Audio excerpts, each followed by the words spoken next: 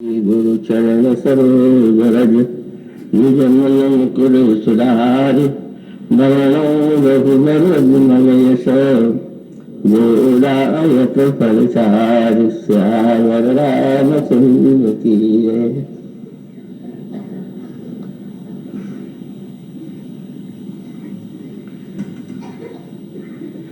सर्वप्रथम मैं महामहिम हिमाचल प्रदेश के राज्यपाल श्री विश्वकांत जी शास्त्री का अभिनंदन करता हूँ। कलकत्ता वासियों के लिए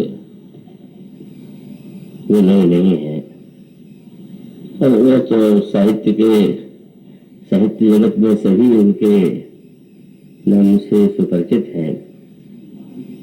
पर इस समय उनकी दोहरी भूमिका है और दोनों का ही बड़ा महत्व है।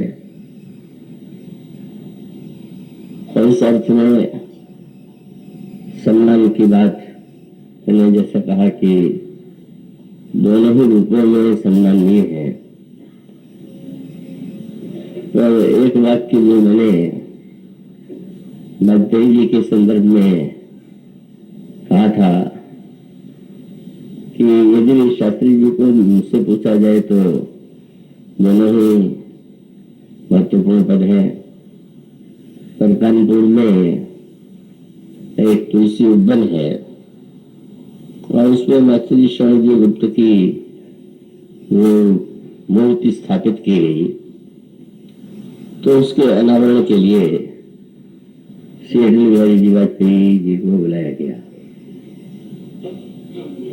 मुझे सभा की अध्यक्षता सौंप दी गई तो बड़ी विनम्रता से वाजपेयी जी ने यही कहा कि वस्तुतः यह तो साहित्यिक समारोह है और इसमें राजनेताओं के सम्मान की परंपरा बहुत उपयुक्त नहीं प्रतीत होती। वो उनके लिए उपयुक्त ही था, विनम्रता से उन्होंने बात कही। पर अंत में जब मुझे सभा के अंत में उत्तर देना था तो मैंने एक ऐसी बात कही, केवल वो राजनेता होते तो शायद बुरा भी मान सकते थे, लेकिन उसका आनंद लिया और कई बार उन्होंने दूसरों के सामने भी वाक्य दोहराया। मैंने यही कहा कि वाजपेयी जी की इस बात से मैं सहमत नहीं हूं कि साहित्यकार का सम्मान होना चाहिए, राजनेता का नहीं। मैंने ये कहा कि ना, मैं तो ये मानता हूं कि राजनेता का ही सम्मान होना चाहिए और अधिक से अधिक होना चाहिए। और इसलिए कि राजनेता का सम्मान तो इसी जीवन में होना है और साहित्यकार का सम्मान तो बाद तक होता रहेगा। इसीलिए तो उसको अगर तत्काल सम्मान दिया जाए तो कोई अनुचित गुण नहीं है। मैंने कहा कि वाजपेयी जी तो दोनों है, कवि है और साथ साथ विशेष व्यक्ति भी है। तो उसका अभिप्राय यही है कि सचमुच राजनेता का या किसी का जो पद होता है तो अस्थायी ही होता है, लेकिन साहित्यकार का जो पद है वो तो अस्थायी नहीं होता। तो शास्त्री जी राजनीति के क्षेत्र में उनकी जो भूमिका है वह तो प्रशंसनीय है ही, और राज्यपाल के रूप में उनके द्वारा उस कर्तव्य का जो निर्वहन किया जा रहा है या किया जाएगा, इसके लिए वे अभिनंदन के पात्र है। और सचमुच वह महत्वपूर्ण भूमिका है, क्योंकि वर्तमान में जो समस्याएं होती हैं उनका महत्व बहुत बड़ा होता है। तो इसलिए मैं दोनों ही पदों में जो आसीन है, शास्त्री जी के साहित्यिक रूप से आप सब परिचित होंगे, जिनका साहित्य से प्रेम है, उनके ग्रंथ, उन ग्रंथों के लेखक के रूप में, और मेरे लिए तो और भी उनके प्रति मेरे मन में सम्मान है, क्योंकि तुलसी साहित्य और गोस्वामी जी का जो उनका अध्ययन है वो बड़ा गहरा है। उन्होंने वो ग्रंथ लिखे हैं और विशेष रूप से गुना पत्रिका के संदर्भ में उसको पढ़ करके स्पष्ट प्रतीत होता है कि उन्होंने कितनी तन्मयता से, भक्ति भावना से, और कोई विद्वत्ता तो उसमें है ही, उसका लेखन किया। तो वो तो बड़े व्यस्त स्वाभाविक व्यक्ति हैं और आ जाए और यहाँ पर इस कथा में आए तो कथा में तो जब ये होते थे तो अवश्य ही कई दिनों तक आ जाते थे या कभी एक बार भी आ जाते थे, पर आ जाने से एक विशेष प्रकार के आनंद की अनुभूति हो रही है और मैं उनका विशेष विशेष हार्दिक स्वागत करता हूँ। आइए इसके पश्चात जो प्रसंग आपके सामने पिछले 7 दिनों से चलता रहा है और जिसका समापन तो कल होगा, तब वह प्रसंग जो उसका सूत्र इस बार दिया गया था, जिस सूत्र को केंद्र बनाकर इस बार प्रवचन किया गया था, वह था समय की, काल की क्या महिमा है, क्या स्वरूप। इस संदर्भ में कल वह प्रसंग आपके सामने रखा जा रहा था जो मेघनाथ के शक्ति के प्रहार से लक्ष्मण जी मूर्छित हो गए। मानस में तो गोस्वामी जी कहते हैं कि मेघनाथ ने वह शक्ति लक्ष्मण जी पर चलाई थी, किंतु गीतावली रामायण में गोस्वामी जी एक भिन्न ही बात कहते हैं। उन्होंने गीतावली रामायण में ये कहा कि वह शक्ति जो मेघनाथ के द्वारा चलाई गई वह विभीषण के ऊपर थी। उसके हृदय में सबसे अधिक आक्रोश या विद्वेष यदि किसी से था तो वह विभीषण से था। और ये कहना चाहिए कि लंका में रावण का समर्थन जितना मेघनाथ ने किया, किसी अन्य पात्र ने नहीं किया। और इसलिए उसको ये प्रतीत होता था कि लंका में यदि इतनी दुर्घटनाएं घटित हुई तो उसका कारण यही है कि इसी व्यक्ति ने सारे भेद वहां राम के पास पहुंचाए।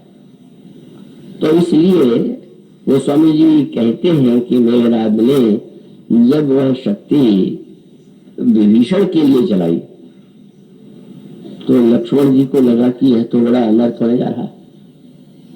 प्रभु ने जिसे शरण में स्वीकार किया है और यह कह करके स्वीकार किया है कि जो सभीत आवाज शरणाई रखियो ताई प्राण की नाई। प्रभु ने कहा कि जो भयभीत होकर मेरी शरण में आ रहा है, मैं तो उसकी रक्षा प्राण के समान करूंगा।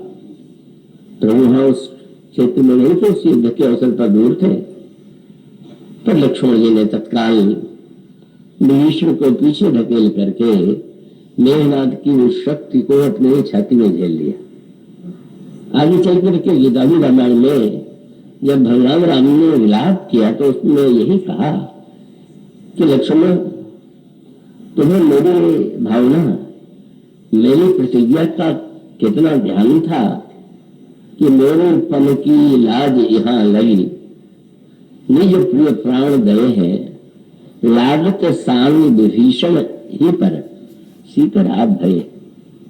कितना तुम्हारा मेरी प्रतिज्ञा के प्रति कितनी निष्ठा है तुम्हारी कि विभीषण को मैंने शरण में लिया और उनकी रक्षा के लिए तुमने अपने प्राणों की बाजी लगा दी। तो लक्ष्मण जी के व्यक्तित्व का यह तो एक स्वाभाविक पक्ष है कि वे निरंतर भगवान के रक्षक के रूप में, उनके यश और आदर्श की रक्षा में निरंतर संलग्न रहते हैं। दोनों रूपों में लक्ष्मण जी की मूर्छा का प्रसंग आता है। पिछले दिनों आपके सामने यह बात कही गई है कि लक्ष्मण जी व्यवहारिक लीला में तो भगवान श्री राम के छोटे भाई हैं और महाराज दशरथ के 4 पुत्रों में से का वे तृतीय पुत्र है। लेकिन वह जो धारा मानस में अंतरंग आध्यात्मिक रूप में चलती है उसमें लक्ष्मण जी के परिचय में कुछ और शब्द कहे हैं, और वो शब्द यही है, बंधन लक्ष्मण पद जल जाता, शीतल सुभग भगत सुखदाता, रघुपति कीरति विमल पताका, दंड समान भय जिस जाका। पर यह तो चरित्र का पक्ष था। बाद में उन्होंने उनकी महिमा की ओर संकेत करते हुए कहा कि यह हम लक्ष्मण जी के चरित्र पर विचार करें तो एक साधारण राजकुमार के रूप में उनकी वाणी या उनके व्यवहार को यदि हम देखेंगे तो हम भ्रांत हुए बिना नहीं रहेंगे। बहुतों के मन मस्तिष्क में यह बात रही है कि लक्ष्मण जी बड़े उतावले थे, या लक्ष्मण जी स्वभाव से बड़े क्रोधी थे और समय असमय का विचार किए बिना ही चाहे जब वे जैसा कर देते थे। गोस्वामी जी इस धारणा से परिचित ही रहे होंगे, और तब उन्होंने स्मरण दिलाया, आप एक राजकुमार के रूप में ही लक्ष्मण को मत देखिए, लक्ष्मण तो साक्षात सहस्त्र शीर्ष शेष के अवतार है। शेष सहस्त्र शीर्ष जग कारण जो अवतरे भूमि भय टालन। जो शेष सहस्त्र शीर्ष है और जो संसार के कारण है और जो पृथ्वी का भार दूर करने के लिए अवतरित हुए हैं, उन लक्ष्मण जी से मेरी यह प्रार्थना है कि आप सर्वदा मेरे प्रति अनुकूल रहें, सदा सुसानुकूल रहें मुझ पर। और इसका अभिप्राय अगर पौराणिक ग्रंथों का आप अध्ययन करें और उसमें और रामायण की शब्दावली में जो अन्य प्रसंगों में बात कही गई है कि सृष्टि में प्रलय के जो अनेक हेतु बताए गए हैं, उसमें लक्ष्मण जी का नाम भी लिया गया। शंकर जी प्रलय के देवता माने जाते हैं, पर भगवान शंकर ने पार्वती जी से कहा कि पार्वती लक्ष्मण जानती हो तुम कौन, कौन है? और उन्होंने यही शब्द कहा, सुन गिरिजा क्रोधानल जासु, जाने भोल चारिस आसु, सख संग्राम जीत को तय। युद्ध में यदि लक्ष्मण जी की पराजय दिखाई पड़ती है तो यह आश्चर्य होना स्वाभाविक है कि मेघनाद इतना बड़ा योद्धा था कि उसने लक्ष्मण जी को मूर्छित कर दिया। और तब भगवान शंकर कहते हैं, पार्वती क्या तुम यही जानती हो कि यह तो वह अनंत है जिनके क्रोधाग्नि से ही प्रलय हो जाता है। तो प्रलय की जो भिन्न भिन्न प्रसंगों में व्याख्या की गई है उसमें श्री लक्ष्मण काल के ही स्वरूप है, इसीलिए शास्त्र शीर्ष है और इसीलिए वे शेष भी है। और क्रोध जो है वो उनके चरित्र के लिए परमावश्यक है और उनकी भूमिका यद्यपि बहिरंग दृष्टि से क्रोधयुक्त दिखाई देती है, पर अगर गहराई से विचार करके देखें तो उनका जो दिव्य आध्यात्मिक स्वरूप है, उनकी जो महिमा है वो अद्भुत है। तो इसलिए उस प्रसंग को आप उस संदर्भ में देखें। एक ओर तो भगवान श्री राम की यश की रक्षा के लिए कर्ण स्वयं अपने प्राणों को भी प्रस्तुत कर देते हैं कि नहीं भीषण की मृत्यु नहीं होनी चाहिए, भले ही मेरी मृत्यु हो जाए। पर अगर अंतरंग दृष्टि से विचार करके देखें तो काल तत्व और उससे जुड़े हुए प्रश्नों का जैसा अनोखा उत्तर इस प्रसंग में दिया गया है वह अन्यत्र नहीं, किसी प्रसंग में नहीं। और उसका तात्पर्य उसको आप दोनों ध्यान से आपका ध्यान उस प्रसंग में मैं आकृष्ट करना चाहूंगा कि मेघनाथ ने यह अपनी सफलता के रूप में देखा कि मैंने लक्ष्मण जी को मूर्छित कर दिया। तो कई बार यह भ्रम होता है जब व्यक्ति कभी सफल होता है और विशेष रूप से हम उसको ऐसा लगे कि काल की प्रतिकूलताओं में भी मैंने सफलता प्राप्त कर ली है, तो उसको ये भ्रम होना स्वाभाविक है कि उसने काल को जीत लिया। और मेघनाथ को भी लगता है कि राम का सारा विश्वास तो लक्ष्मण पर है और यदि उनको मैंने परास्त कर दिया तो मुझसे बड़ा कौन होगा। पर फिर गोस्वामी जी स्मरण दिलाते हैं, क्योंकि मेघनाथ यह सोचता है कि लक्ष्मण जी को लेकर के यदि मैं अपने पिता रावण के चरणों में डाल दूं, इंद्र को उसी तरह से उसने बंदी बना करके रावण के चरणों में डाल दिया था। तो ये मेरा कार्य अद्वितीय होगा। पर तब उसके सामने वह स्थिति आती है, फिर गोस्वामी जी को लक्ष्मण जी की महिमा और आध्यात्मिक आधिदैविक उनके रूप की ओर संकेत करना पड़ता है। गोस्वामी जी कहते मेघनाद सतकोटि सम योद्धा रहे उठाए। योद्धा सब उठाने का प्रयास कर रहे हैं, पर वे लक्ष्मण को उठा नहीं पा रहे। आश्चर्य हुआ, एक व्यक्ति का शरीर इतना भारी हो जाए कि इतने व्यक्ति मिलकर के भी न उठा सके, यह तो कुछ असंभव सी बात लगती। पर गोस्वामी जी जो वाक्य वहां कहते हैं उसमें याद दिलाते हैं, यह मत भूलिए कि लक्ष्मण जी जगदाधार और शेष, तो जो सृष्टि का आधार है, जो सबको जिसने धारण कर रखा है, उस पृथ्वी पर रहने वाला एक व्यक्ति अगर यह मिथ्या भ्रम पाल ले कि उसने वस्तुतः काल पर विजय प्राप्त कर लिया है, तो उसका इससे बढ़कर के कोई भ्रम नहीं होगा। और इसीलिए का मूर्छित व्यक्ति कोई हो तो आप उसको उठा करके चाहे जहां ले जाएंगे वो चले जाएंगे। लेकिन मूर्छा में भी जिन्हें रावण के पास नहीं ले जाना संभव हुआ, पर श्री हनुमान जी ये काल के अनेक प्रसंगों में जो नाम है उसमें एक नाम श्री लक्ष्मण जी का है और एक नाम शंकर जी का है। करालम महाकाल कालम कृपालम, हनुमान जी जो है बड़ी सरलता से लक्ष्मण जी को गोद में उठा लेते हैं। और उसका सांकेतिक तात्पर्य यह था कि वस्तुतः सृष्टि के आधार तो शेष है, और अगर हनुमान जी ने उठा लिया तो कैसे उठा लिया।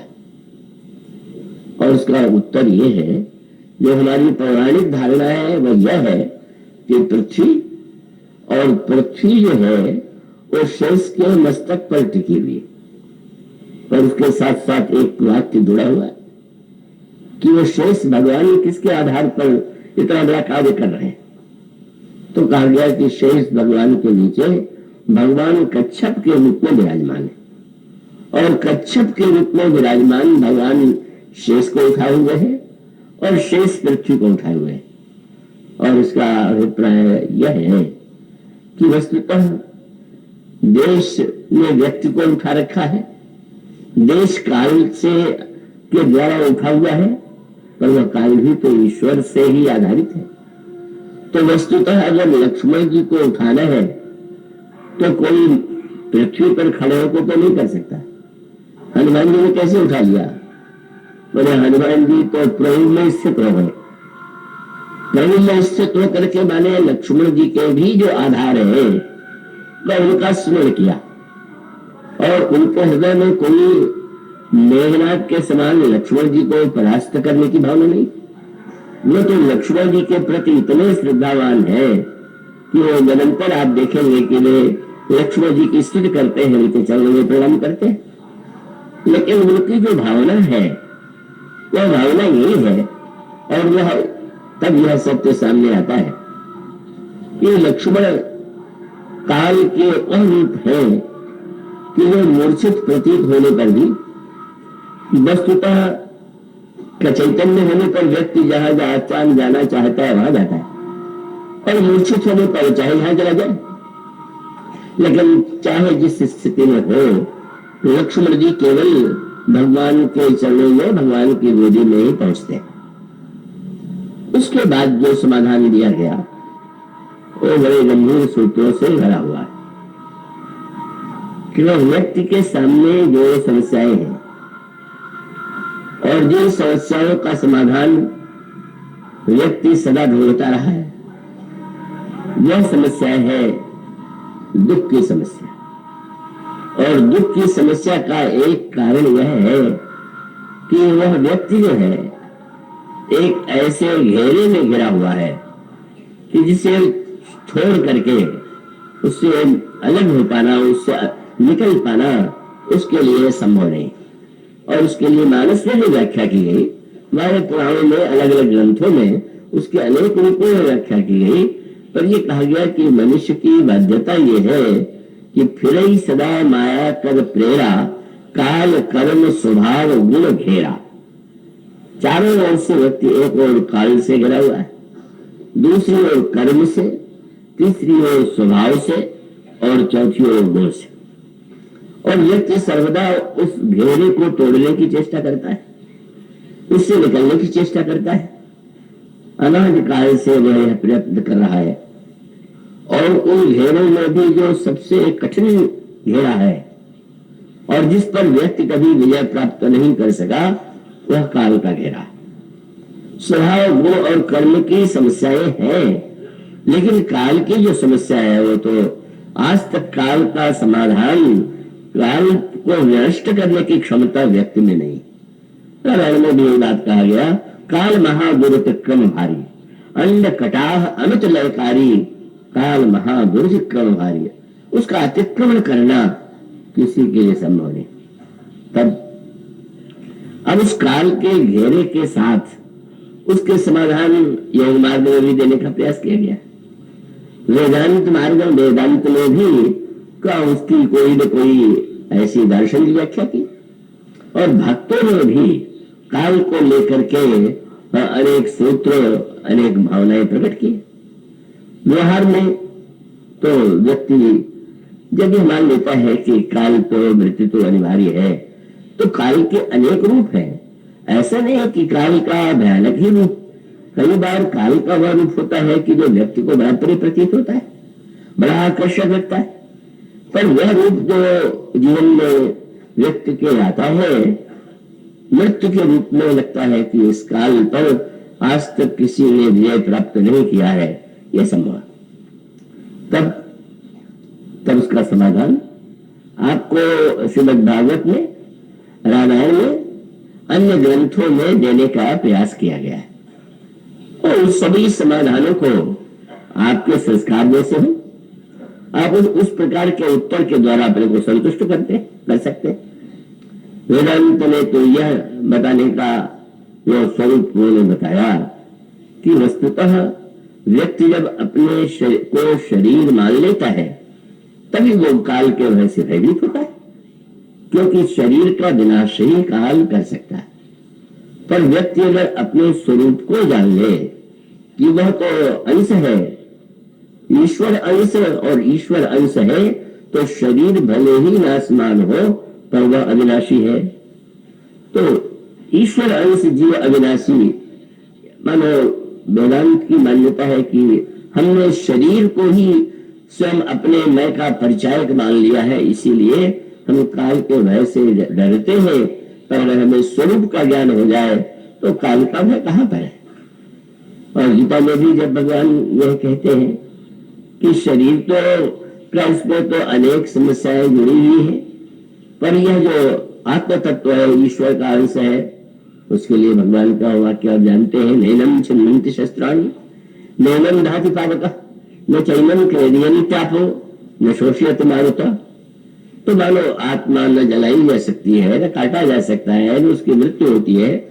तो वेदांत कहते हैं कि अपने को शरीर मान करके ही हम इतना भय से आक्रांत है, हमें शरीर से भिन्न अपने स्वरूप को जान लेना चाहिए। और जो कर्म सिद्धांत है वो यह मान के चलता है कि वस्तुतः यह तो मनुष्य का जो जन्म है वो अनेक अनेक जन्मों से उसके कर्म का परिणाम भोगों को भोगने के लिए का वो जन्म लेता है, और जन्म के पश्चात फिर मृत्यु, मृत्यु के बाद जन्म, और उसे स्वीकार कर लेना चाहिए कि ये तो अनिवार्य है, और जो है सो उसको हम क्या कर सकते हैं। भक्तों ने उसको बड़ा रसमय बनाने का प्रयास किया। भक्तों की वाणी में, संतों की वाणी में आप एक दूसरे रूप का परिचय पाते हैं। कबीर का वह दोहा आपने सुना होगा, मानो उसमें संकेत किया गया कि ऐसा लगा, कबीरदास जी को लगा कि अंतिम क्षण आ गया, तो बड़े प्रसन्न से दिखाई पड़े। शिष्यों ने पूछ दिया, बहुत प्रसन्न है, कोई आनंद का विशेष समाचार मिला है?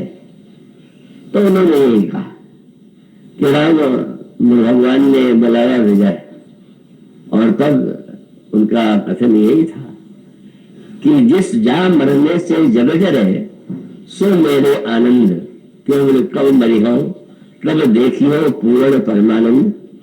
जैसे मित्र से मिलने जाए तो क्या डर लगता है क्या? तो ईश्वर तो हमारा आराध्य है, हमारा मित्र है, हमारा प्रिय है। मृत्यु तो मानो उसके पास जाने का एक आमंत्रण है, इसलिए उससे भयभीत नहीं होना चाहिए। रामायण में भी मारीच के प्रसंग में आप यही पाते हैं कि मारीच इतना प्रसन्न होकर के तब जा रहा है जब उसे ज्ञात है कि श्री राम के बाण से उसकी मृत्यु होने वाली।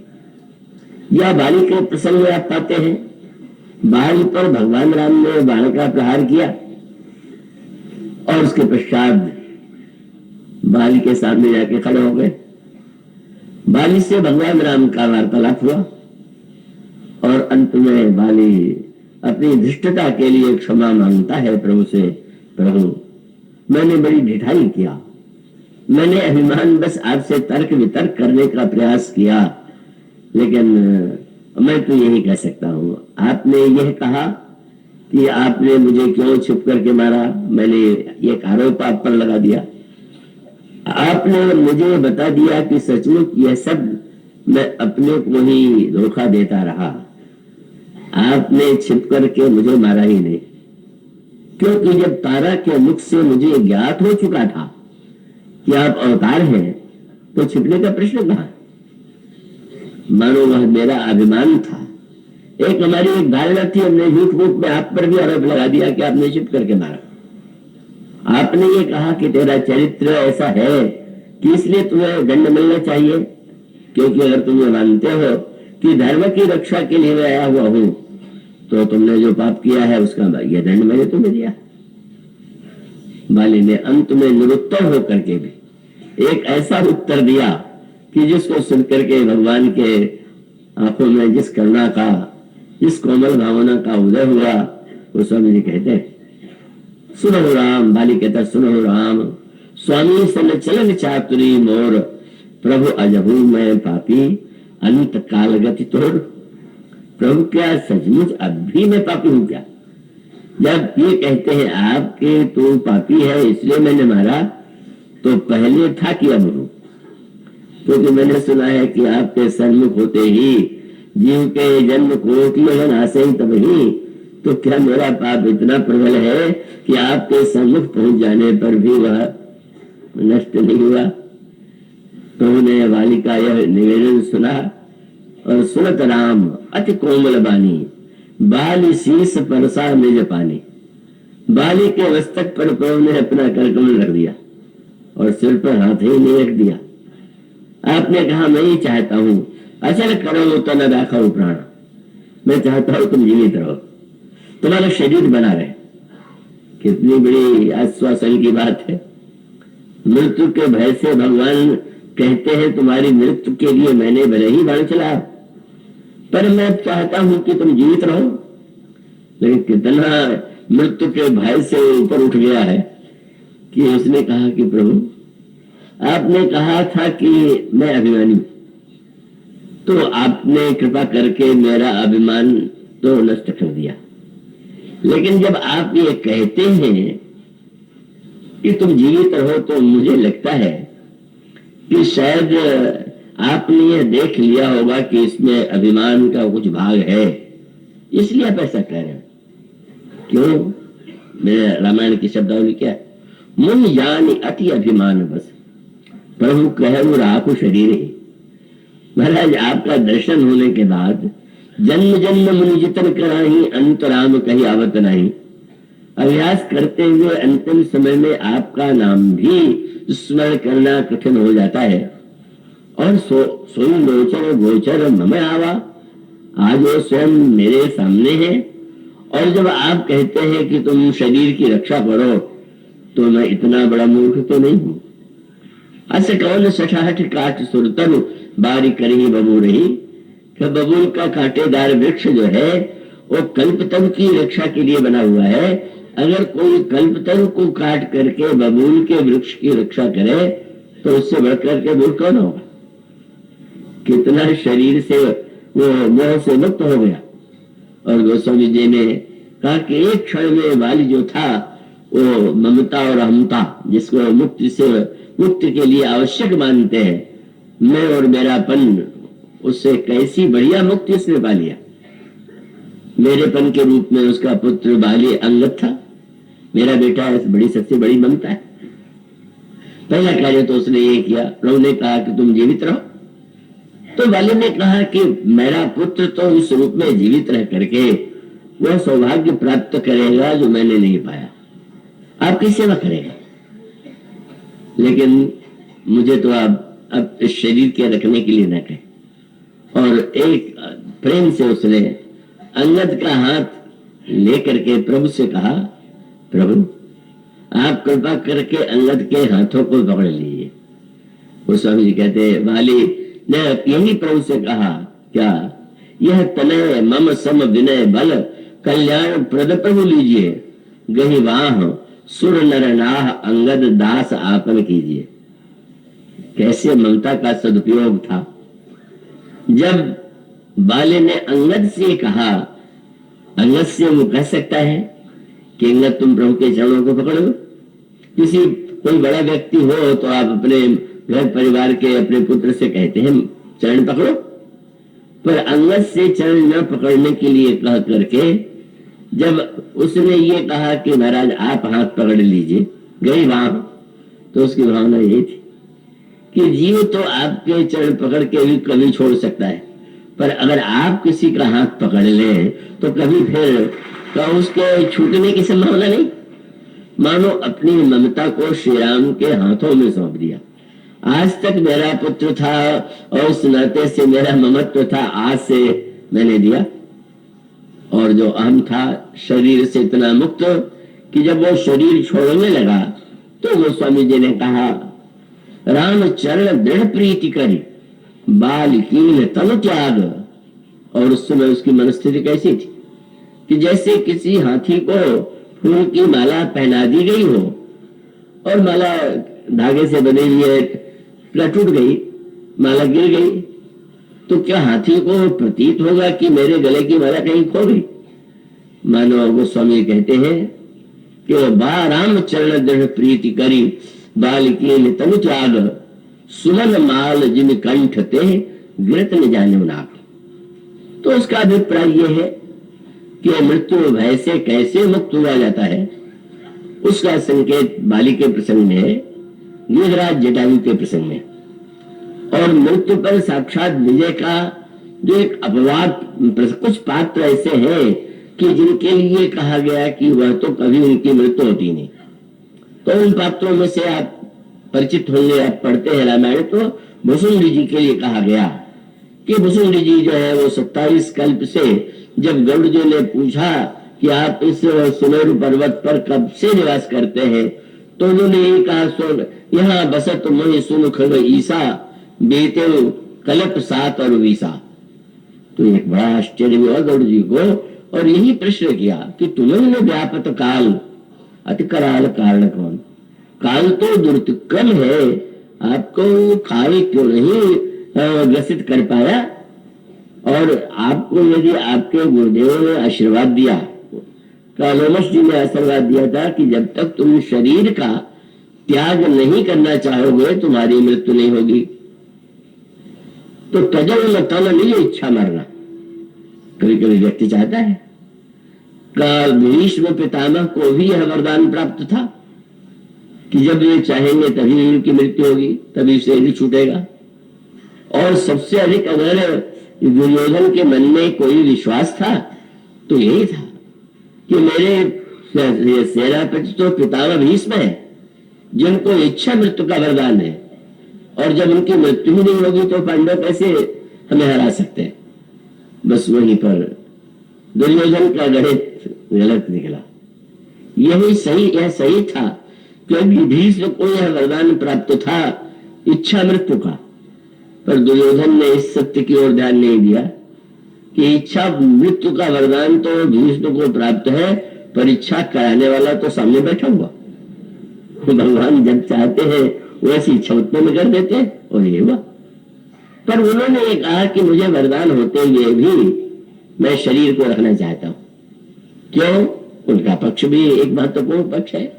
क्या तजन तन मुझे इच्छा मरना तन बिन वेद भजन नहीं भरना। भजन शरीर के द्वारा ही तो भजन होता है। तो मैंने नहीं चाहता कि मेरा शरीर नष्ट हो और मैं निरंतर उस शरीर को भगवान के इस कार्य में, उनके नाम जप में, कथा में, ध्यान में, मानस पूजा में लगाता हूं। तो मानो ऐसे प्रसंग आपको भिन्न भिन्न प्रसंगों में मिलेंगे कि या तो आप काल के भय से मुक्त हो जाए या सचमुच आप काल की स्थिति से ऊपर उठ जाए, पर वह तो एक अपवाद मानो कुछ गिने चुने पात्र ही ऐसे हो सकते हैं। अथवा वेदांत के समान अपने स्वरूप का ज्ञान हो जाए या भक्तों के समान यह प्रतीत हो कि हम तो भगवान के पास जा रहे हैं। यह समानो मृत्यु की समस्या के अनेक समाधान, और उन समाधानों में जिस व्यक्ति के जो संस्कार होते हैं वो उस प्रकार का समाधान लेता है, उसके द्वारा उसको एक प्रकार का आश्वासन और संतोष प्राप्त होता है। यहाँ पर जो काल तत्व की अनोखी व्याख्या है वो तो लक्ष्मण जी को प्रभु ने देखा तो वो तो मानव लीला कर रहे, व्याकुल हो गए। और कवितानी रामायण में गोस्वामी जी कहते हैं कि प्रभु को लगने लगा कि युद्ध तो अब समाप्त हो गया। इस समय उनकी जो व्याकुलता है उसको गोस्वामी जी ने जिस कविता में प्रस्तुत किया उसमें यही है कि जिस समय भगवान राम ने देखा लक्ष्मण को तो वही लगा कि भई आस शिथिल जन्म निवास देखी। पर ठीक है, एक आदर्श के लिए युद्ध हुआ, उसमें अगर लक्ष्मण की मृत्यु होती है तो मैं भी तो प्राण का परित्याग कर दूंगा, लेकिन यह आदर्श के लिए ऐसा किया जा रहा है। लेकिन चिंता यही है कि बेचारे विभीषण की क्या दशा होगी। उन्होंने कहा विभीषण की गति, मानो प्रभु उस अवसर पर भी सबसे अधिक चिंता अपने शरण में आए हुए व्यक्ति के करते हैं। पर यह मानव लीला में आदर्श है कि प्रभु को कितनी बड़ी चिंता शरण में आए हुए अपने आश्रित के ऊपर है। और तब फिर खोज किया जाने लगा क्या समाधान है। लक्ष्मण की मृत्यु को शैया पर दिखाई दे रहे हैं, मृत्यु तो नहीं हुई है पर वह मूर्छित है, उनकी मूर्छा कैसे दूर हो। और तब यह लगा कि जब कोई मूर्छित हो, आघात से घायल हो तो योग्य वैद्य की आवश्यकता है, और वह योग्य वैद्य कहाँ मिलेगा। प्रभु चाहते तो स्वर्ग के वैद्य अश्विनी कुमार को बुला सकते थे, लेकिन जब यह उनके सामने प्रस्ताव आया कि लंका में एक वैद्य सुखेड़ है रावण के, क्यों न उनको बुलाया जाए। बड़ी अनोखी बात है। शत्रु के दहन में शत्रु का वैद्य और उस वैद्य को लक्ष्मण जी की चिकित्सा के लिए बुलाया जाए, नीति के दृष्टि से तो सर्वथा असंगत सी बात है। वैद्य तो हितैषी होना चाहिए, वित्त होना चाहिए, पर उसको अगर आध्यात्मिक अर्थों में देखें तो मानो प्रभु ने कहा कि ना, बिल्कुल ठीक सुझाव, सुखेड़ के समान तो योग्य वैद्य को नहीं दे। और उस सुखेड़ वैद्य ने आज तक लंका में एक व्यक्ति की भी चिकित्सा करके इसको मरने से नहीं बचाया, और मूर्छा भी इसने किसी की जोर नहीं किया। क्यों? रावण की समस्या यह थी कि उसका अभिमान और एक वाक्य भी नहीं सह सकता है। तो सुखेड़ वैद्य ने आगे चल करके जब ये कहा कि मूर्छा तो दूर हो सकती पर दवा नहीं चाहिए, और दवा के लिए भी समय की काल की सीमा है, सूर्योदय से पहले आनी चाहिए, और दवा भी यहाँ नहीं है, द्रोणाचल पर्वत पर है। अगर मेघनाथ मूर्छित होता और सुखेड़ वैद्य कहीं ये प्रस्ताव कर देते तो रावण पहले वैद्यराज की पिटाई करता कि दवा भी समय पर मंगवाते, पहले से मंगवा के ले लेते, डर के मारे कभी कोई कुछ कहते नहीं। रावण के जीवन की विडंबना आई थी। गोस्वामी जी ने कहा, सचिव वैद्य गुरु तीन गौ प्रिय बोलन भय आस राज धर्म तन तीन कर हो वेगी नास।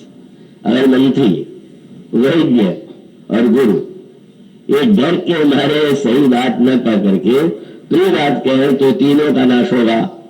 अगर मंत्री केवल चापलूसी करने लग जाए तो राज्य का विनाश हो जाएगा। और वैद्य भय के मारे अपनी बात न कहे तो फिर वो तो व्यक्ति मृत्यु का ग्रास बनेगा। और अगर गुरु जो है भयभीत हो जाए और वो सही न बोले तो धर्म का विनाश हो जाएगा। तो रावण की तो विडंबना यही थी कि शंकर जी को भी अपनी समझ से डरा करके रखता था।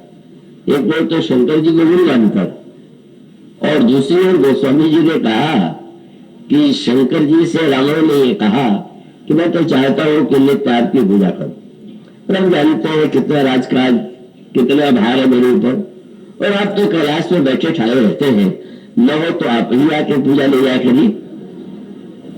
और शंकर जी कैसे विलक्षण है, हाँ हाँ मैं आ जाऊंगा। और शंकर जी जब रावण की ऐसे पूजा लेने के लिए नित्य आने लगे तो रावण हंस करके कहता था, देखा नहीं शंकर जी मुझसे डरते। वो स्वामी जी ने कविताली रामायण में कहा, ब्रह्मा से कहा वहां आप ब्रह्म लोक में वेद पाठ करते हैं, किसने सुना? और आप शुद्ध कर पाठ कर रहे हैं कि अशुद्ध, वो बताने वाला तो कोई नहीं, आप यहां कीजिए, मैं बताऊंगा कि आपका वेद पाठ शुद्ध है कि नहीं। गोस्वामी जी के कविताओं में ऐसे गोस्वामी जी के वाक्य है, वेद पढ़े विधि संग सभी तो पूजाओं में रावण सो घरा में। तो अगर वो इस बात को सोच के प्रसन्न हो रहा है कि गुरु जी डर गए, और आप भी ध्यान रखिएगा कि अगर आप समझते हो तो इस धर्म को बड़ा अनर्थकारी मानिए। गुरु का तो तात्पर्य ही है कि वो अनुचित कहने पर अनुचित कार्य अनुचित वाणी का निषेध करे। तो रावण की मनोवृत्ति यही थी। इसीलिए भगवान राम जब लंका की ओर प्रस्थान करने लगे तो कहा गया कि सेना में एक न एक वैद्य तो होना चाहिए, नहीं कोई आवश्यकता नहीं। तो महाराज उसके साथ साथ मंत्रिमंडल का आपने निर्माण किया है, तो युद्ध मंत्री के रूप में आप किसको नियुक्त कर रहे हैं? प्रभु ने कहा अभी नहीं।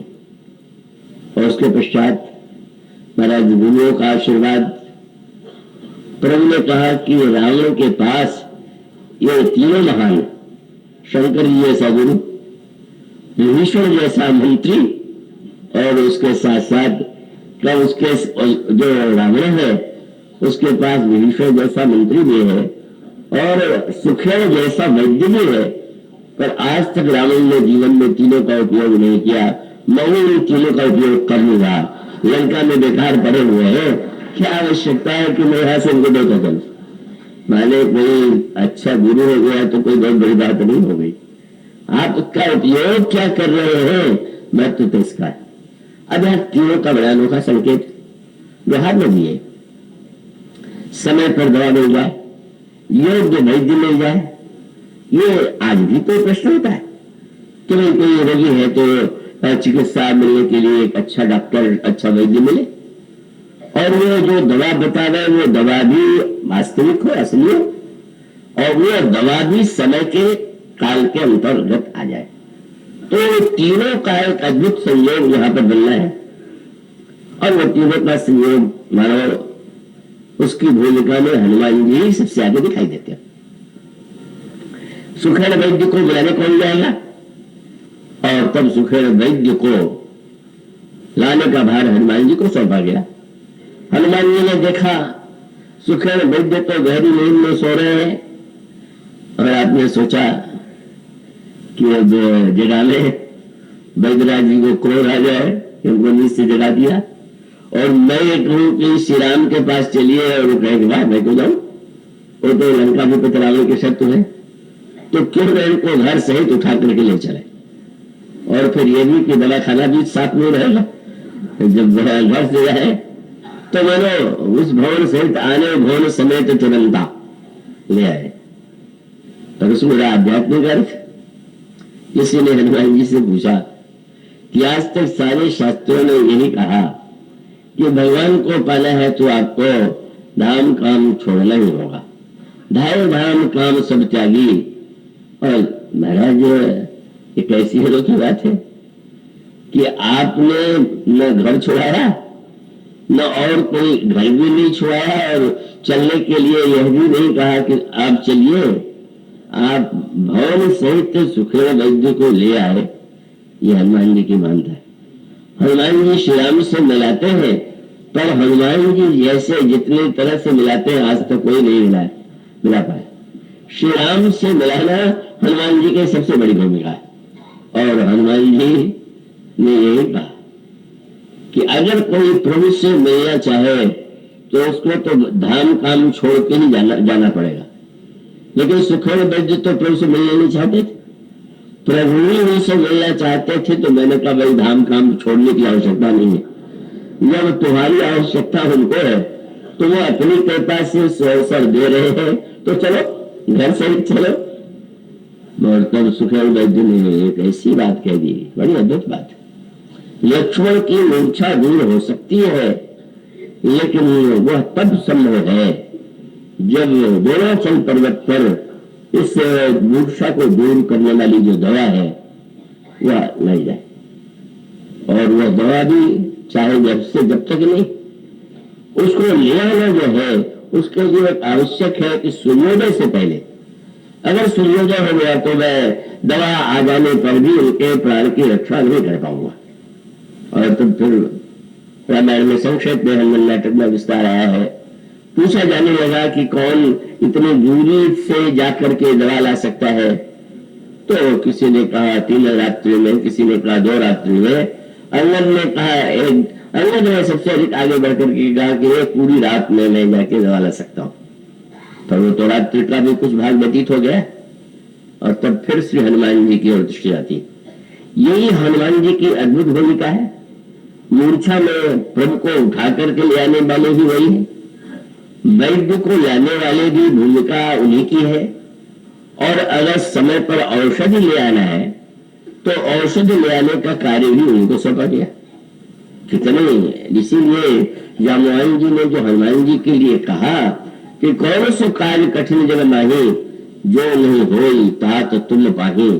कोई ऐसा कार्य ही नहीं है संसार में जिसको आप न कर सके।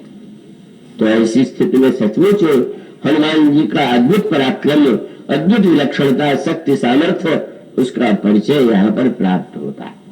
किंतु यहीं पर गोस्वामी जी ने का जो अलग अलग काल के सांकेतिक अर्थ है और काल की विजय पाने की जो समस्या का जो समाधान हो सकता है और उस समाधान में कहां पर कठिनाई आ सकती है, उसका ऐसा एक दिव्य चित्र प्रस्तुत किया है। क्योंकि आप जानते हैं रावण के पास भी एक कालनेमी है, उसके सेवक का नाम कालनेमी, और कालनेमी का अर्थ है कालचक्र। और वो केवल नाम का ही काल नहीं, कालचक्र नहीं, कालचक्र की अपनी गति होती है। और रावण अभिमान बस ये मानता है कि काल उसके वश में, वह हमारी इच्छा के अनुकूल ही काल चल सकता है। और इसलिए वह हनुमान जी के पराक्रम से परिचित होने के नाते हनुमान जी के को रोकने के लिए किसका उपयोग किया जाए। क्योंकि रावण को लगा कि अगर यह श्रेष्ठ रावण चला जाएगा तो दवा अवश्य ले आएगा। और तब वो राम ने कालनेमी आया, कालनेमी से आकर के प्रस्ताव किया। कालनेमी की गति कितनी तीव्र थी ये विचित्र है। सूर्य की भी अपनी गति है और लक्ष्मण जी की रक्षा के लिए सूर्योदय न हो यह भी एक आवश्यक शर्त है। और रावण के पास जो कालनेमी है वो भी बड़ा शक्तिशाली, क्योंकि हनुमान जी चले और वहां से कालनेमी हनुमान जी से भी पहले मार्ग में बढ़ गया। तो ऐसा लगा कि कालनेमी की गति तो हनुमान जी से भी तीव्र है। हनुमान जी की गति तो मनोजम मारुतुल्यवेगम युतम बुद्धिराम वरिष्ठम, मन के समान जिनकी गति है वह कालनेमी इतना शक्तिशाली, किंतु वह कालनेमी सत्य को जानता था। जब रावण ने उससे कहा कि तुम जा करके उस बानर को रोको और समय पर दवा न आने पाए, उसने कहा मेरे लिए संभव नहीं। तासु पंथ को रोकने हारा, कौन उस मंदिर का मार्ग रोक सकता है। रावण ने जगह करके कहा कालनेमी हो करके तुम इस प्रकार की बात कह रहे हो। तब कालनेमी ने कहा महाराज मैं तो नाम का कालनेमी, वो जा रहा है वो सही माल का महाकाल है, काल ज्ञान कर बच्चे से ही मैं उसको थोड़ी प्रयास कर सकता हूं। ये संकेत माने जिसने काल की गति को इतना वशीभूत किया है रावण ने, समय भाव से उसकी विस्तार से चर्चा नहीं की जा सकती। रावण ने के साधना के द्वारा, योग के द्वारा, तपस्या के द्वारा ऐसा लगा कि जैसे ग्रह को, काल को, सबको अपने वश में कर लिया, लेकिन वो सत्य को काल नहीं जानता है। पर उसकी गति तो इतनी तीव्र है। और गोस्वामी जी ने तो आध्यात्मिक अर्थ में ये बताया कि कालनेमी में तो हम सबके युग में विद्यमान, और उस कालनेमी को मारने के लिए आवश्यकता हनुमान की है। तो रामायण में नाम बनना प्रसंग में गोस्वामी जी कहते हैं कालनेमी कलि कपट निधानु, यह युग ही कालनेमी है। और उसको मारने वाले कौन है? बोले नाम सुमति समर्थ हनुमान है। जैसे समर्थ हनुमान जी ने कालनेमी का वध किया, इसी प्रकार से भगवान नाम का आश्रय लेकर के ही व्यक्ति कलयुग की समस्या का समाधान पा सकता है। तो इस यात्रा में एक होड़ है, एक ओर सूर्य की गति है, दूसरी ओर हनुमान जी की गति है, तीसरी ओर कालनेमी की गति है। और इन समस्त गतियों की होड़ में अंत में किस तरह से औषधि लाई जाती है, और उसमें एक तृतीय महानतम भक्त का चरित्र सामने आता है कि जिनके बाण से हनुमान जी मूर्छित होकर के गिर गए। ये एक समय में योग्य प्रसंग है। मेघनाथ के बाण से लक्ष्मण जी मूर्छित हुए, पर हनुमान जी तो भरत जी के बाण से मूर्छित हुआ।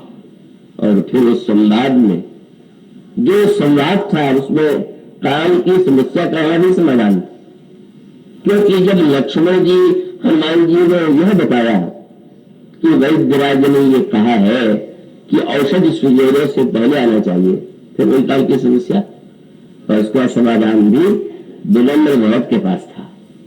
उन्होंने यही कहा कि तो इसका एक ही उपाय है कि आप कृपा करके मेरे बाण पर बैठ जाइए और सूर्योदय से पहले वो आपको प्रभु के पास में पहुंचा दूंगा। यह क्या है? किस तरह से एक समाधान जो हनुमान जी के द्वारा दिया गया, दूसरा समाधान जो श्री भरत के द्वारा दिया गया, और तीसरा जो लक्ष्मण की मूर्छा का नाटक था, जिसका पटाक्षेप भगवान ने दूसरी बार मूर्छा लगने पर, कजब एक बार रावण की शक्ति लगी, फिर लक्ष्मण मूर्छित हो गए, तो लोगों को यही लगा था कि अब तो फिर वही घटनाएं, फिर वैद्यराज बुलाए जाएंगे, वैद्यराज जी दवा बताएंगे और दवा लेने के लिए हनुमान जी को ही तो भेजा जाएगा। लेकिन ऐसा कुछ नहीं हो, वैद्यराज को भी नहीं बुलाया गया, दवा भी नहीं आई। हुआ वहां भी वही था कि रावण लक्ष्मण जी को उठाने में असमर्थ और हनुमान जी ले आए, लेकिन वैद्य नहीं, दवा नहीं, समय का बंधन नहीं। अपितु प्रभु ने एक वाक्य लक्ष्मण के कान में कह दिया, भाई कितनी बार ये नाटक करोगे मूर्छित होने का, क्या है? और ये शब्द कहा, अरे लक्ष्मण तुम कृतांत भक्षक सुरता था, तुम तो कृतांत के समाप्त कर देने वाले, तुम कैसे मूर्छित? और गगन गई सो शक्ति कराला, वो शक्ति स्वयं लक्ष्मण जी को छोड़कर चली जाती है। और लक्ष्मण जी चैतन्य होकर के जब प्रभु के चरणों में प्रणाम करते हैं, तो हनुमान जी ने कहा प्रभु आपने बड़ी कृपा किया, ये लीला दिखला करके बता दिया कि यह नाटक ही आप लोगों का था, और उसमें जिससे आपने जो कार्य लेना किया। आज इस प्रसंग को एक विराम में, कल श्री भरत और हनुमान जी के मिलन के बाद से इस प्रसंग को समाप्त किया जाएगा। बोलिए श्याम